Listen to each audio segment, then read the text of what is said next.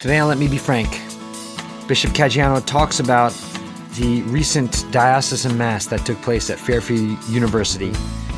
And then he's going to give us more concrete plans for the next year or so.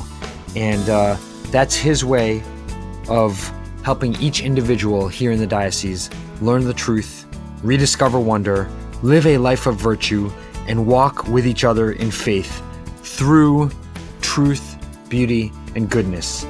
So keep your radio here at 1350 AM, 103.9 FM for this great discussion, or keep listening to us on your phone.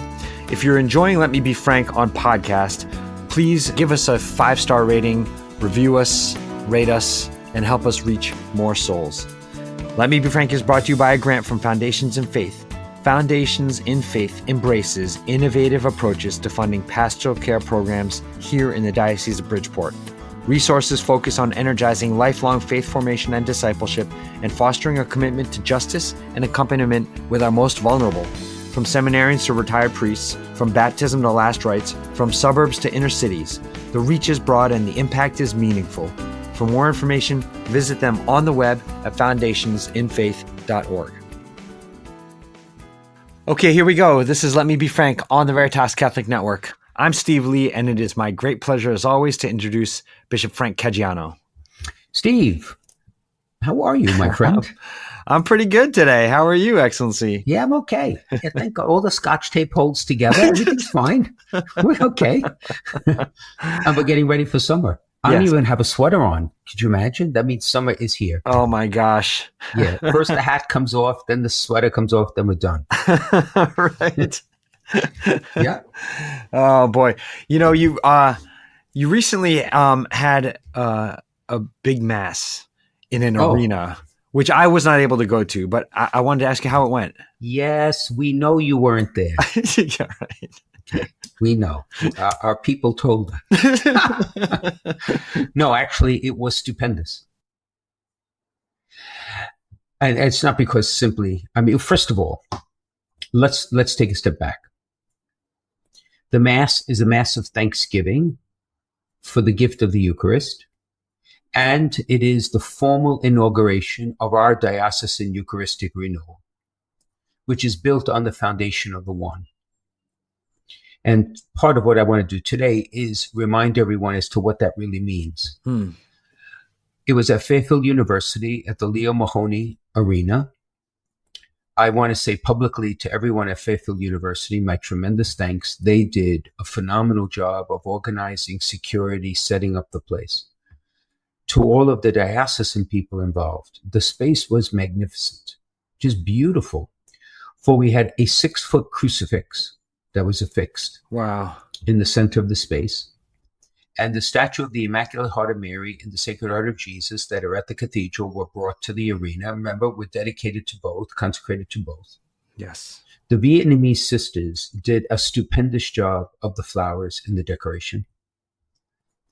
Dr. Bill Atwood, who is the diocesan director of music, had a diocesan choir that must have been between 80 and 90 people. Mm-hmm. And then we had the choirs of the Haitian choir, the Vietnamese choir, the neo-catechumenal music group, and there were others as well that just brought the beautiful diversity of the diocese. It's just so clear. And to give the run of the program, so there were 60 volunteers who were there to direct people, direct the buses, get people to their seats, make sure everyone was okay. And a lot of those individuals were both the Eucharistic reps of the different parishes. Those were the individuals who volunteered to keep people informed, work on the ticketing and all the rest. Yes. As well as the ambassadors, right? A good amount of parish ambassadors. So the venue the volunteers were there at 7 a.m. Mass was at 11 to get everything ready. Wow. They began to receive individuals at 8:30. And at 9:30, there was the pre-Mass prayer. And there were a number of talks. Paul Brunner gave a tremendous talk on the the power of the Eucharist and the importance of confession. There were other talks as well. I was in and out, to be very honest, because there were other things I had to deal with. The seminary, John and Bimbo, gave a talk about the Eucharist right before we started. I was not present for it, but a number of people stopped me and said how they thought he did such a magnificent job because he used the image of the monstrance. Mm-hmm. And without the Eucharist, there's a hole in the middle of it. And then the Eucharist fills the hole, and he likened that to the human heart. That has a hole in it, right? Until the Lord fills it. What a beautiful image, no? Yes. Yeah. And Paul's point was, go invite people to confession. Invite people to Mass. Don't be afraid. Take the courage and make the ask. And then we had the recitation of the Holy Rosary in the 5 different languages other than English, because the first half of each of the prayers was offered in the particular language, and the second half was repeated by the entire congregation in English. So, how cool! Right, and it was followed by different prayers and different hymns sung by the group whose language is being featured in the Decade of the Rosary. And it was a powerful, beautiful preamble. So the Mass began exactly at 11 o'clock. Feather in the cap of everybody organizing this. There you go. There were 100, by my count, there were 108 priests in attendance. I think all the deacons in active ministry, but a few were there, most with their spouses. We had about... visually, there were 15 in a row, so I would say we had probably between 60 and 70 religious sisters present. Wow. In the Order of Malta was part of the procession at the beginning. In the Order of Malta, there must have been 60 or 70 members in the procession. And then altogether, we had about 2,100 people in attendance. Wow. Mm-hmm. And when whoever's listening to this has the opportunity to go to the arena, it is a beautiful space. I think it's for basketball, or some sort of sport, but I think it's basketball. Anyway, but there is an immediate row. Then there, kind of like bleachers. I guess they're bleachers. And there, I think there's 9 or 10 rows. So those who were sitting there were very much present to the celebration. You were not that far away. Everyone had a beautiful view. And then above that, there was like the loggia. And then above that, there were seats. And those seats, only very few people were sitting there with the overflow, because we made the decision that is a bit too far away to actually put space. It's like almost a spectator at that point. Right. So we didn't use it. And the music was just beautiful and varied. If there was one, it's funny, a person who will go nameless said to me, "Bishop, do you see how much progress we have made from the Synod Mass in 2015? And then I had not thought of it, but I did actually spend a good part of yesterday, because yesterday I kind of crashed. Yesterday I was just, I was dysfunctional. I was just too tired. And as I was sitting there, and I thought to myself, my goodness, first of all, I know the diocese now. I mean, the Synod Mass, I was 2.5 years. Now I'm 11 years. I mean, I know the diocese. Most of the people in that arena I have met before. A good number I know by name, which is shocking to me, right? It really is shocking. And one of the differences between the Synod Mass and the Mass we celebrated this past Saturday was, it was the entire diversity and cultural, ethnic, and racial diversity of the diocese was not just added, it was integral to the celebration.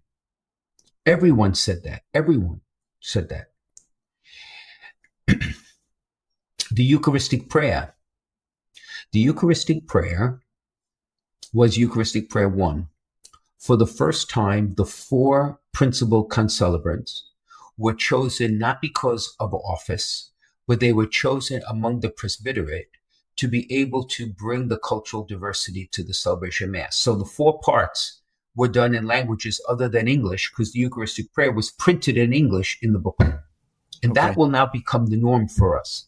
So the languages that we used were Spanish, Haitian Creole, Brazilian Portuguese, and Latin. And Latin caused a number of people to turn their heads. But in my mind, it's all part of the family, because we've never done, when we do concelebration or inclusion of music, right? People don't realize that Latin is one of the languages to be included. And so we put it into the Eucharistic prayer. And that was beautiful. For me, as principal celebrant, it was a beautiful reminder of who we are as the Church of Christ, right? Yeah. And then the Mass, after Holy Communion and all the rest, I made some announcements, which I'm going to lay aside for now. We'll go back to them. Okay. But Mass ended in quite a unique way. I gave the blessing. We prayed the St. Michael prayer. We prayed the Salve Regina to Our Lady. And then a monstrance was brought forth. And I had consecrated the host for the monstrance at Mass. So I changed out of my chasuble and put on a cope, then put on a humeral veil. I exposed the Blessed Sacrament. And then, of course, I was the last to leave in the procession. And while the opening procession had all those hundreds of people as part of it, exiting, it was only those in the sanctuary. So the servers, the 5 principal concelebrants, the 3 deacons, and myself. And I usually am not last, right? Usually the 2 deacons are behind me, but this time they were ahead of me. And one of the seminarians had the umbrellino, the little umbrella that's ornate that went over the Blessed Sacrament and myself. Yes. And as we came down the arena, down the steps, you have to imagine that on the floor, on the ground level of the arena, there were 1,150 seats in 4 banks. So there were 4 aisles. No, it was actually 5 aisles, right? There were 5. So what I did was I led the procession. I was at the end of the procession at the conclusion of Mass. And then when we got to the end of the middle aisle, everyone turned right and exited the arena, including the umbrellino. And I took the Blessed Sacrament, left, and I walked up and down the aisles. So the Lord came to walk among his people. That was an addition that was made only 4 days before the Mass actually started. I had this intuition during my prayer one morning. The first time I did that was at Youth 2000 in Ireland. Oh my gosh, years ago. And I still to this day can remember the response of the young people. It was all young people. So a youth retreat of 1,000 young people in Ireland. Yeah. The reaction of the young people. And others do it in other events. So I thought, you know what? This is how we end. Steve, I can't begin to tell you the reaction of God's people to that. People stopped me in Bridgeport in the middle of the road. I was going into the Catholic Center. People drove up into the driveway to tell me that it was one of the most profound experiences they had because they could look upon the Lord. Yeah. Here, walking with them, like he did in Jerusalem, in the Holy Land, in Nazareth, in Galilee.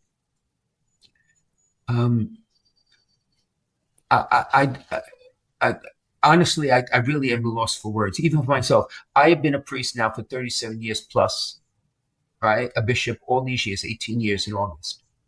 It took every psychic ounce of energy I had not to actually be like crying, but not a tear. I mean, crying down the side. Because I said, if I do that, I won't be able to do this procession. So Caggiano, pull yourself together, right? For the sake of the people here. But it was just an astonishing thing. Amazing. And then I left. The music had just ended, and I left the stadium. And you know what, Steve? What was interesting is we're in a stadium, of course. For the first few minutes, there was like silence. And then you could see the talking began, but like people were just in the moment of, what is this? Yeah. What is this? Is that was an experience of truth, beauty, and goodness. That's what that was, Yes. ladies and gentlemen. That's what that was. And if I may, do we have time before the break? Yeah, of course. Okay. So this was my homily. Now, all of this is online on the website. You could watch this and stuff. I'll save you the hour and 40 minutes. I'll tell you what my homily was. Basically, I began by telling the story of, in the Eucharistic procession,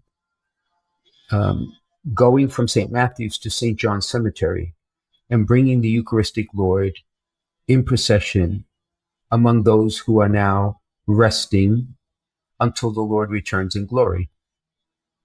And how I was so struck by the words of the gospel that we celebrated for the votive Mass, that I am the bread of life. Whoever eats me, whoever eats my flesh and drinks my blood will remain in me, will never die. And the image that came to mind was the Lord is walking among the dead to claim them as his, because they received the heavenly Eucharist. He's the Lord of the living and the dead. And to have benediction in the middle of a cemetery it's almost like we speak of Christ the King of the universe. This was it. This is what the Eucharist is. Yeah. And then I said to him, so you didn't need a speech. There was no homily or presentation, because the prayer itself made the faith real. What we believe was so evident there. And then I said, but that wasn't the only place. You know, in the second reading of Mass, it says, though we are many, are one body. I said, in Bridgeport, in all the places we went on the first day, all the different languages, cultures, races, even forms of prayer, from the traditional Latin Mass to the charismatics, to St. Mary's.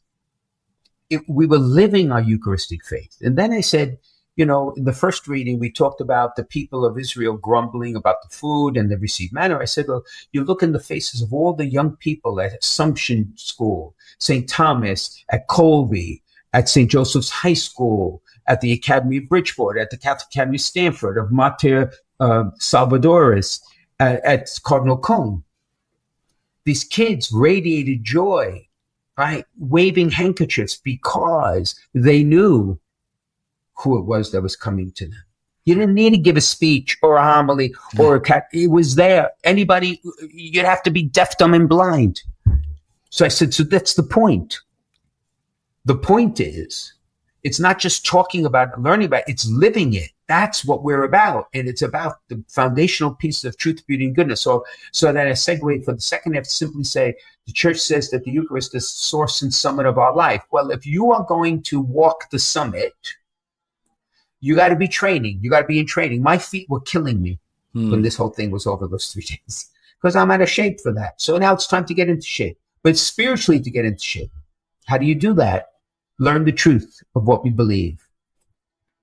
Rediscover the power of wonder and awe and prayer in your life. Live a life of virtue and live it in goodness, so that grace can build on the foundation of the virtue of our life, and walk with each other in faith. That's the elements of the one. That has to be in the fabric of the 168 hours of the rest of the week when we're not at Sunday Mass. Then there's a renewal that nothing and no one can stop. That is what we celebrated at that Mass. Yeah. What do you think of that? That's pretty awesome. Oh my gosh, it's hysterical. Huh? It was, yeah. I mean, Our Lady was so powerfully present. I can't really quite describe more than that. Yeah. Mm-hmm. Mm-hmm. One of the things it feels like psychologically, besides the actual grace and the actual reality of Jesus walking up and down the aisles after Mass, psychologically for the people who were there, it also sounds like it offered a time to pause and not just be like, okay, Mass is over, let's get out of here, but to say, okay, I have Jesus inside me because I just received him in communion, and here he is walking up and down, and I'm going to just be thankful. If I may, it's a parable that I didn't realize. What's the parable? That when we go to Mass, we have the privilege not to be sprinkled with the blood of the Lamb. We receive the blood and body of the Lamb. And when Mass ends, right, there is almost a sense that the celebration is over. But the parable is that the Lord's presence endures. So leaving Mass, as you said, in quiet and profound reflection, how do you recognize his presence in the other 167 some odd hours, whatever it is, of the week? So that's why the one and the Eucharist renewal go hand in hand. Because if you think you're going to be ready to enter into the mystery of the Lord's death and resurrection and not have spent time in prayer, in wonder of the beauty of God's gifts and blessings, learning the truth, studying his sacred scripture, and living a virtuous life, when you come to Sunday, what do you think is going to happen? Right? Yes. So it's a parable that the Lord still walks even when Mass is over. He's still here. Yeah. Do you recognize him? Yeah. Yep. So, I don't think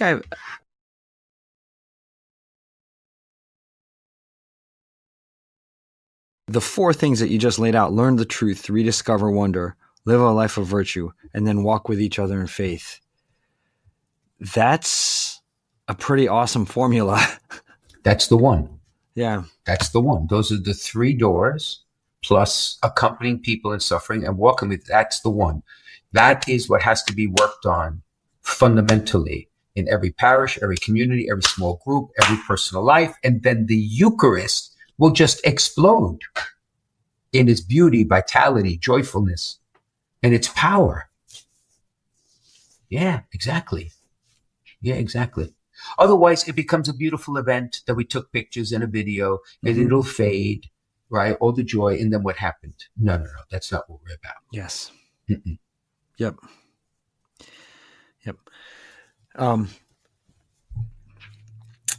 So what's the next step? Okay, so as I mentioned in our last podcast, the next step is to knowing that the summer is a time of rest. It's to regain the moment, the spiritual energy, by doing part 2 of the Eucharistic procession in our diocese. And it is to go into the north and into the sections of the diocese where we did not walk, and to do the same thing, so that other believers have the same opportunity to have the catechism of Eucharistic belief lived out in the very prayer and beauty of what we're going to do. Yeah. And that would be the preamble for the Guild. So I announced the Guild, the brochures were created, everything was done, was given out. It is now posted on the Diocesan website, and later on, after this taping, I'm going to send it to all the priest deacons. And the Guild is something that I would want everyone who's listening to give some really significant thought about whether or not they could make the spiritual commitment to belong to the Guild. Because the Guild is the foundational piece of the Eucharistic spirituality that I'm hoping will instill throughout the diocese. And I could explain the requirements now because they're clearer now that they've all been settled. When last we met, they were still being formulated. And put simply, there is a Guild prayer to be recited every day. There is a commitment for Eucharistic adoration, depending on one's vocation and state of life. So for priests, it is every day, 1 hour. For deacons, it's 1 hour every week. For the religious, it's 1 hour every week. For the laity, it's 1 hour every month. At minimum, one could do that every day, but that's the minimum requirement. And an annual retreat and an annual evening when we do adoration in person together. Mm-hmm. So the difference between this and the confraternity of St. John Vianney, which I gave birth to before COVID, which is now suppressed, was that we were going to do it together in person once a month. Now this is a commitment to do it personally, Right. or within your parish. Right. Not have to, once a year we would come together. Yeah. And I am hoping that there will be hundreds and hundreds of individuals who will join for no other reasons that they're already doing this. Mm-hmm. Right? They're already doing this. Yes. So what's the value of joining the guild? Because then there will be opportunities for further formation because everyone's email will be there. There'll be an opportunity to ask them to provide opportunities for Eucharistic adoration for those who are not in the guild. So, for example, Luigi Menente, who's the head of all the guilds, and I have been talking about the possibility of having a holy hour of adoration in conjunction with the vocations office with the specific intent of praying for vocations. To do one with the St. Paul Guild to talk about the evangelization and the spiritual renewal of our diocese, or with young adults, Catholic 203, and gather young adults to pray for them and their needs and have fraternity afterwards, so that you can start connecting dots. Yeah. Yeah. And where there's perpetual adoration, the guild members should be alert so that they can go themselves there to support those efforts in the parishes. Yes. Mm-hmm. Great. Excellency, let's take a quick break and we can come back and continue on the other side. This is Let Me Be Frank on the Veritas Catholic Network, and we'll be right back. We care about you, your family, and your friends as you adjust to life after losing a loved one. The bereavement ministry of the Fairfield County Catholic Cemeteries of the Diocese of Bridgeport offers support and comfort at your own pace, whether you lost someone 2 years ago or 20 years ago. Our bereavement initiative includes the New Day program, which is parish-based and facilitator-led. This award-winning program offers the opportunity to share your story, listen to others, and provides a well-defined path to healing in a small group, faith-based setting. Additionally, in an effort to accompany those who have suffered the loss of a beloved child, we partner with the Emmaus Ministry for Grieving Parents and offer one-day spiritual retreats for parents who have lost a child of any age for any reason, no matter how long ago. Please check ctcemeteries.org/bereavement to learn more about how these programs might support you and those you love.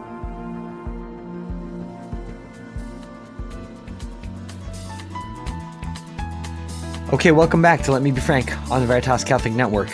I just think it's awesome and it's natural and it's so good that the Eucharist is really taking center stage in the country and here in the diocese and in individuals' lives. Yeah, I think, again, as I said before, in my mind, it is important that the Eucharist be the leaven for our life as Catholics. But the hard work has to be done before one comes to the Eucharist. That's the difference. And we oftentimes think of that simply being, do you believe what the church believes? I presume that is a given, right? Yes. You would need to know what the church believes. But it's insufficient just to know what the church believes. So your prayer life has to be robust so that your love of the Eucharist and participation in the Eucharist grows ever more deeper. Look at Padre Pio. Now, you know the stories of Padre Pio. Yeah, Right? amazing stories. And his celebration of Mass. Do you remember? I think, would he levitate sometimes during Mass? Yeah, I'm sure he did.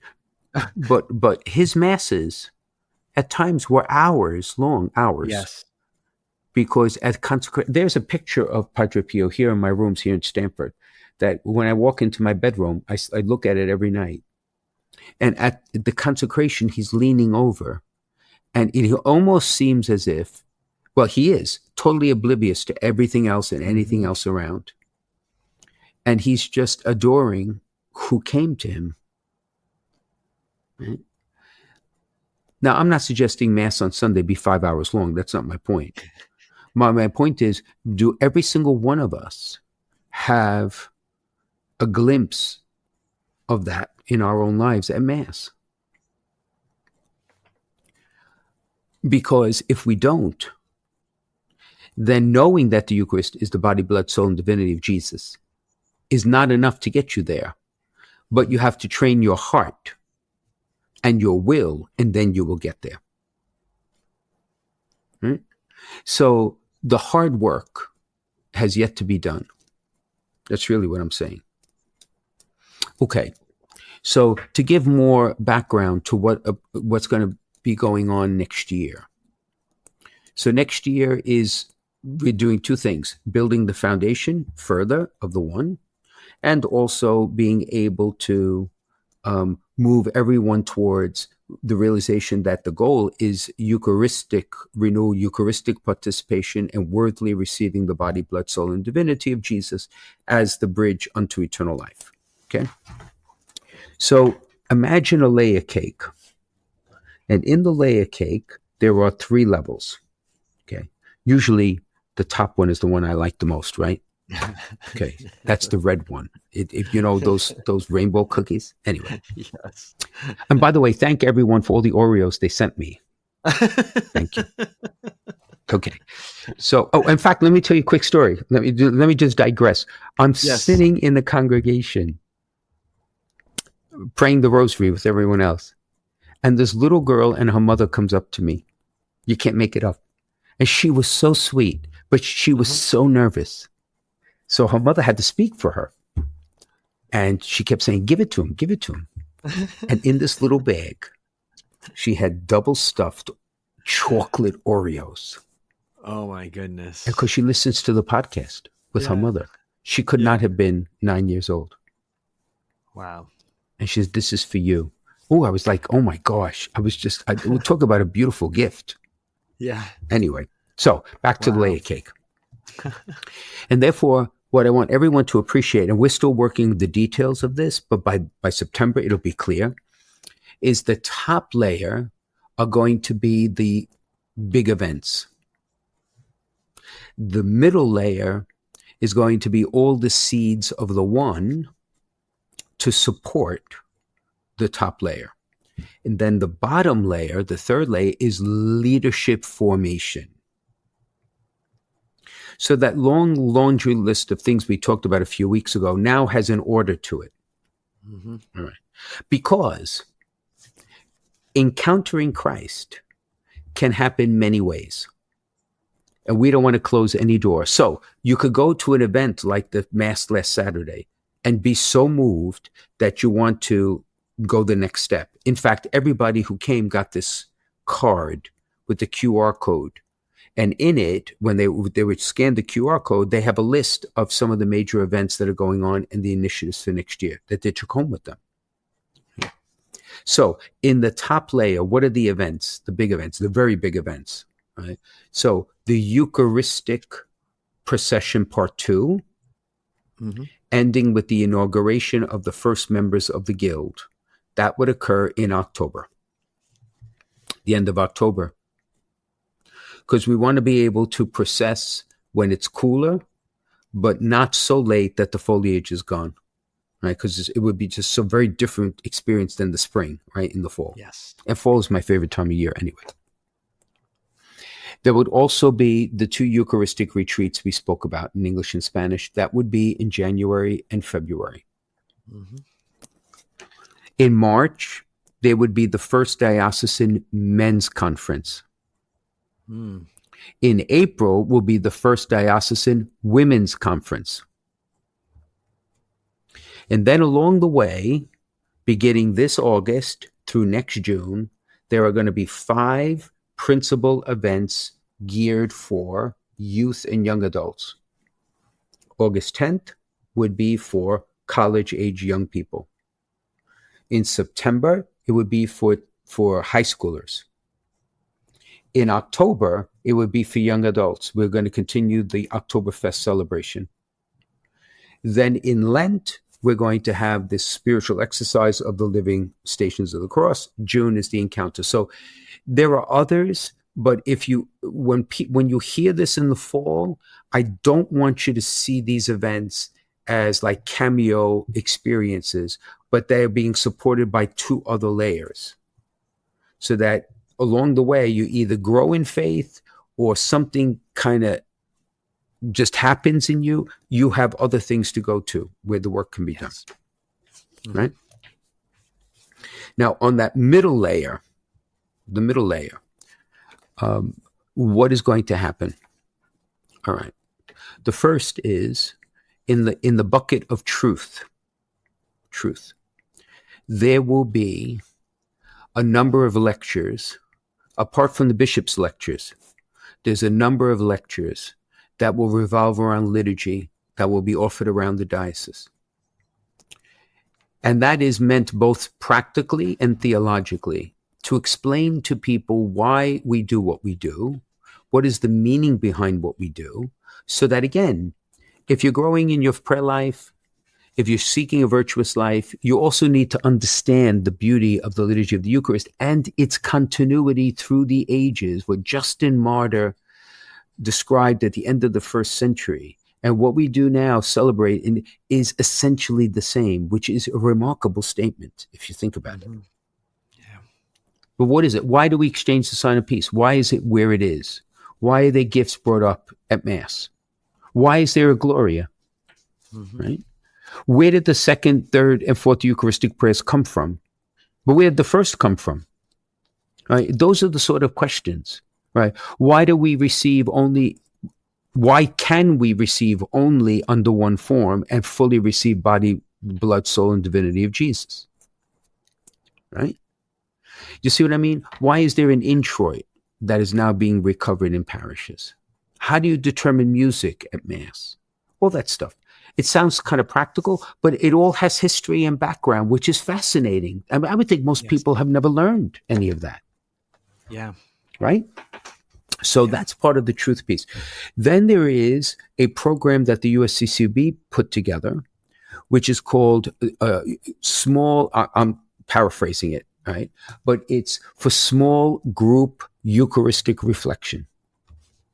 So there are 8 sessions that have been created that lead a person, this time a group of people, to a reflection on the Eucharist from the basic things of what we believe about Christ all the way right through to some of these practical questions. So I want to debut that under the bucket of truth in the parishes that want to designate 1 or 2 of their groups to go through this process. So the lectors could, extraordinary minister of the communion could,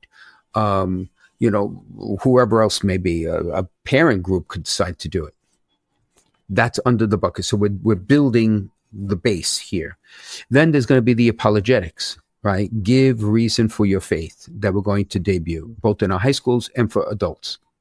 Plus there's the bishop's lectures too that are going to be offered there. And that gives you some idea of the truth piece. Yeah. Right? Then in the beauty piece, much is going to be unveiled here. So, for example, there will be workshops, all right, for the celebrants on chant, and I need it desperately because, as I've joked many times before, one of the ways you enhance the beauty of the liturgy is for the presider to be able to sing the chants in a competent way, and for me, it's all how I start. If I start on the right foot, I'm fine. Mm-hmm. But I don't always start on the right foot because I have no musical background and I've never been trained. And it may seem almost like non-consequential, but it's humongously consequential to bring a celebrant to be able to do that.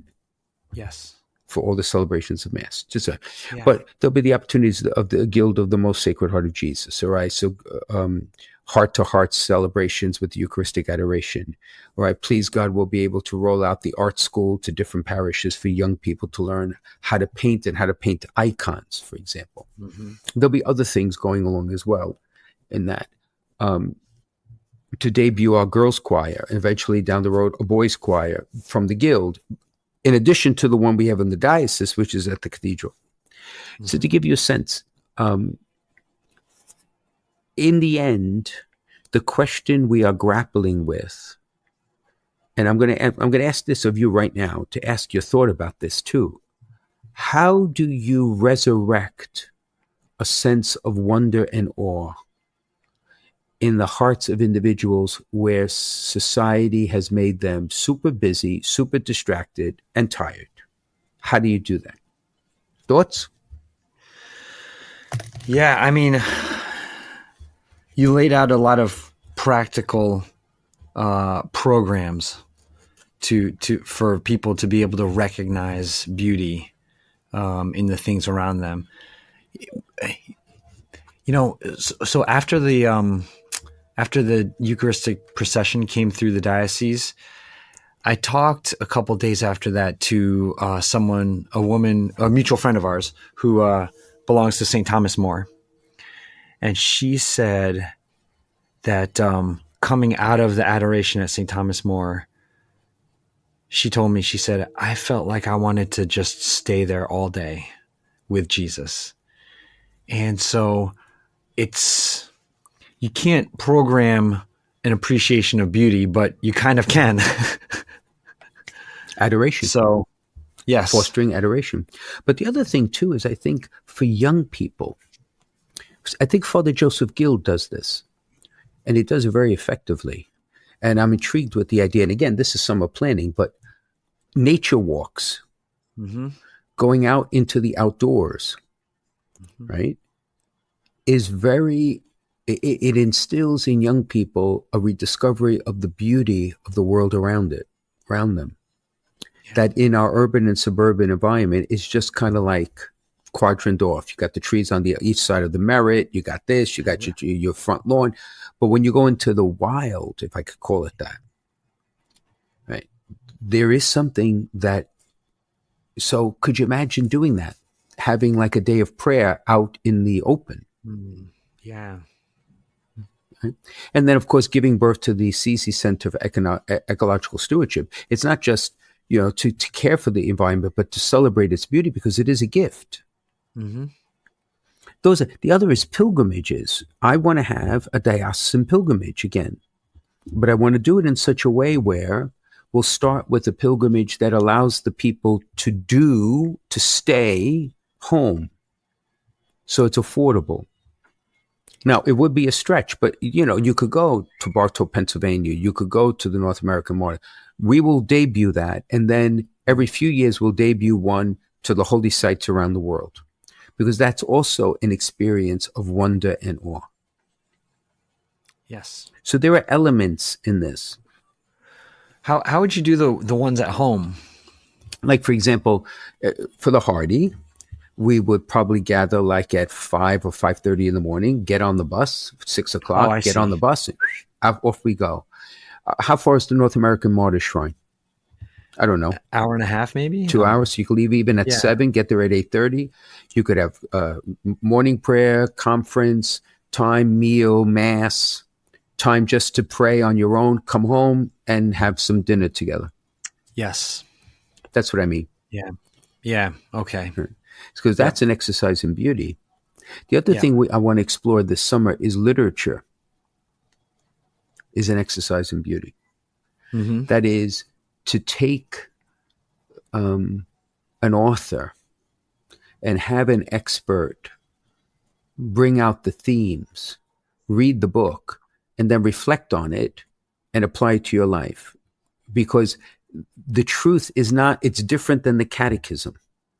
Yeah. But it's important in the application of the truth of the catechism to everyday life.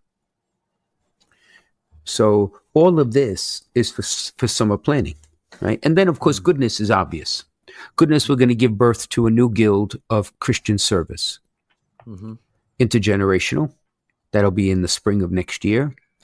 And to teach our kids in high school and grammar school the virtues, religious ed virtues. Now, how do you get that to adults? That's the question. And that's something that I think men's groups, women's groups, others should be challenged next year to say, do we know what the virtues are? Yeah. And then do we live what the virtues are? If we did, I think people would not be experiencing some of the difficulties if they rediscovered, for example, prudence or temperance in their lives. With all the struggles that implies. Yeah. So that's the nuts and bolts of that middle section. Yeah. And it's going to take a bit of work, but I don't care. I love what I do. We're gonna make this work. We're gonna figure this out, because that begins to move the tide. And then the bottom is leadership, because in the end, if the one is going to succeed, there's got to come a point where the initiatives are not coming from the top down, but they're coming from the bottom up. So we have to identify those leaders that really want to learn their faith, really want to grow in their prayer life, and really want to live virtuous life, and give them all the tools and the formation they need. And then with their pastors, unleash them in their parishes. Yeah. That's the goal. That is what year one is going to look like. And maybe in one of our tapings at the end of August, I could outline it even further detail. But that's, and so I think in the end, the question that everybody has asked themselves is, where do I begin? We're going to create an inventory for any person who wants to use it to assess their life. Like, of the 3 doors, where do you begin? Yep. I may know my faith, but I'm not living a virtuous life. Or I may be living a virtuous life, but my prayer life needs to, like, everybody's different. So these are the seeds for you. Mm-hmm. Yes. Yeah. With the leadership formation part of it, the bottom of the layer cake, feels like many parishes already have a group of people who are very active and who run so many things in the parish, but to identify the next generation of those people and bring them up would be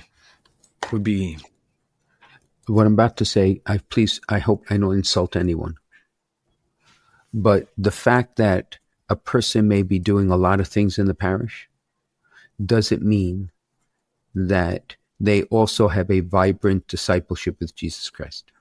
There are many motivations of why people do things in life. So you could have no prayer life and still be an effective coordinator of X. But without that prayer life, how is that going to bear fruit? So the one is saying, keep doing your ministry, fill in what's missing, let that grow. Then when you go to Mass, you'll go to Mass in a totally different way. Yes. Yep. And here's a huge arsenal of tools to help you do that. So in a sense, if you were to say to me, Bishop, what is your deepest desire to have this renewal take off? My deepest desire is not to identify all these programs, initiatives, seeds, all this stuff, plan these events. That will be done. It's the outpouring of the Holy Spirit on every believer so that he or she, by their reflection and the enlightenment of the Spirit, can understand what is it in their own life before Christ that they need to grow in and have the courage to do it. And that's why accompaniment is really important in this. Because it's very hard for a person to say, for example, I am 58 years old, I'm 39 years old, and I don't know how to pray. And if you say that, it takes a lot of humility, but it also takes some understanding of what praying actually means, right? You maybe think you're doing great, and then the resources to be able to learn and accompany someone so that that prayer life could grow. But none of that can happen unless the person is humble enough to say, I need help here, or I don't understand my faith. And for the longest time, I don't agree with the church's teachings on contraception. I don't agree on the church's teachings of an all-male priesthood, whatever it is. But I've never really understood why the church holds that. Right. Well, this is the time to learn it. Or I struggle with temperance. I like X, Y, and Z to a fault. Well, then the question becomes, can you admit that? Second question is, why is that the case? Which segues to the fourth door, right? Which is people who need to be accompanied in the struggles and challenges. And with this, and in future podcasts, we'll talk about that, because that list is, see on my desk, it's beginning to grow. I have different piles: truth, beauty, goodness, and accompaniment. So that pile is growing to be debuted, because that is critically important. I wonder if somebody could think, okay, I'm listening to you, Bishop, and I know I need to grow in this area. And then upon reflection and silence, they realize that that's not the case and it's something else. Oh, most of the time that is what's going to happen. Most of at least in mine, maybe I'm being too self-revelatory, but when I think I've diagnosed myself, I'm wrong. Usually I'm wrong. And it's usually other people who point out to me that I'm wrong. So, if I may, Yes. for the one truly to bear fruit,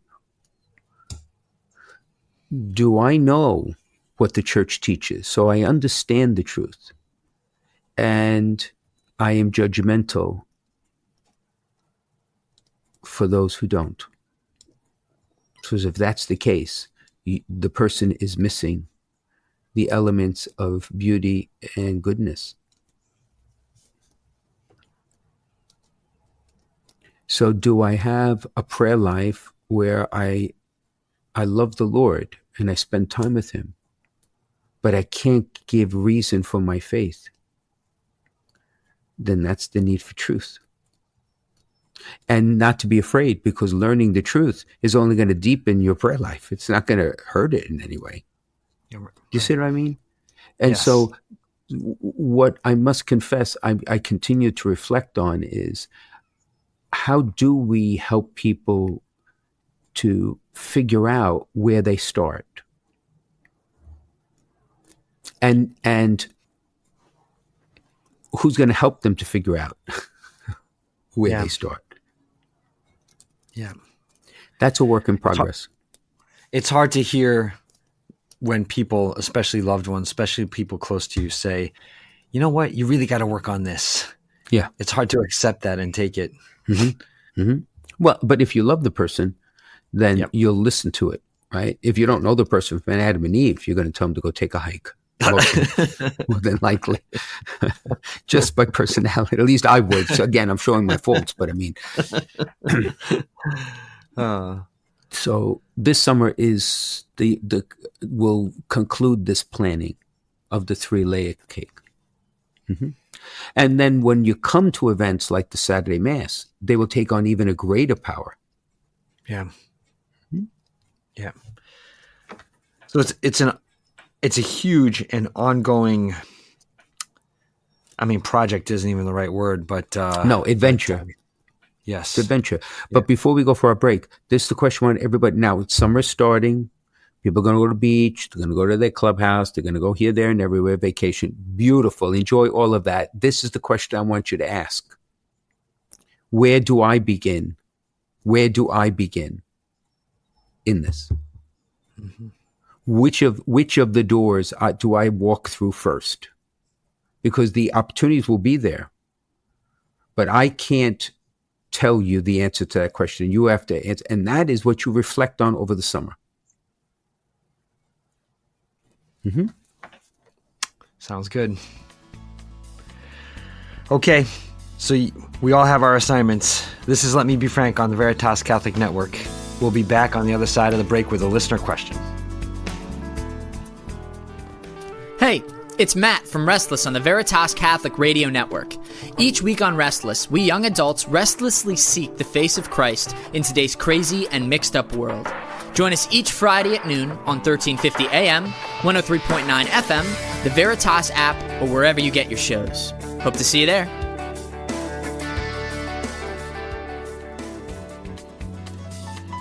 Okay, welcome back to Let Me Be Frank on the Veritas Catholic Network. All right, Excellency, here's the question that came in. While reading the Fairfield County Catholic, I saw the clergy appointments and wonder if the bishop could explain what an Episcopal chaplain is, and also why a priest goes on sabbatical or leave of absence. Thank you, and congrats to Bishop Frank on his 37 years as a priest. Oh, thank you for that. Thank you. Okay, so Episcopal chaplain. It is a chaplain appointed by the episcopus, the bishop, to an institution, in this case, oftentimes a high school. So that priest is my representative to serve the community there. In the new version of the Episcopal chaplain, it's really to serve the adults, teachers, faculty, and parents. So that's where that is. As for a sabbatical, every priest is entitled to 3-month sabbatical after 15 years of ministry. And like everything else, rest is important in the spiritual life. Of course, this is the pot calling the kettle black, but rest is important in the spiritual life. And we all need it. And that's really what that's about. And it's structured time. So you don't just go off to Tahiti. They make a plan, all right, of what they're going to do. Like, for example, one priest is walking the Camino. Oh, wow. In Santiago. That's his sabbatical. Another went to Rome, to the Institute for Ongoing Formation, and lived at the North American. So you have the benefit of being in Italy and in Rome, but you're also learning. So that's why the sabbaticals exist. As for a leave of absence, usually that is provoked by a situation in a priest's life where he needs to take an extended period of time away from ministry, usually vocationally, to pray over what it is that he's experiencing, the difficulties he's experiencing, and what the Lord wants of him. I imagine that could also be for health. That's medical leave. Okay. Yeah, so there's personal leaves, medical leaves. Yeah, exactly. Different types. So does a priest have to get his sabbatical plans approved by you? Yes. Okay. Yes. Oh, interesting. Yes. And I've never rejected one because I presume that they've given thought to what they need. Again, what do you need? They would know better than I. But you can't just go off and do what you want. No. Yeah. Okay. So if you have a question for Bishop Frank, you can send it in on social media or you can email questions@veritascatholic.com. Bishop Frank Caggiano is on Facebook, Instagram, and Twitter, and so is Veritas Catholic Network. And thank you to our sponsor, Foundations in Faith. A grant from the St. Therese Fund for Evangelization makes it possible for us to bring Let Me Be Frank to you. Foundations in Faith is committed to supporting and transforming pastoral ministries in the Diocese of Bridgeport, and you can learn more about their outstanding work at foundationsinfaith.org. By the way, Foundations in Faith is such a great thing here in the diocese. They have fueled many, many excellent programs. Absolutely. Yeah. Again, that was part of the administrative work that had to get done to create the foundation for the renewal. Same with foundations in education. But yes. Yep. Absolutely. Okay. So before we go, Excellency, would you please give us your blessing? Yeah, I'd be happy to. In the name of the Father, Son, and the Holy Spirit, amen. Lord our God, we give you thanks for the grace of gathering together in faith and celebrating the mystery of the Lord's death and resurrection each day, and this past Saturday as a diocesan family. Help us to remain committed to this road of renewal so that we may all grow in faith, hope, and love, and be faithful disciples of your Son, Jesus. For we ask this in the name of the Father, of the Son, and of the Holy Spirit. Amen. Okay, my friend, I'll see you next week. Thanks, Excellency. See ya.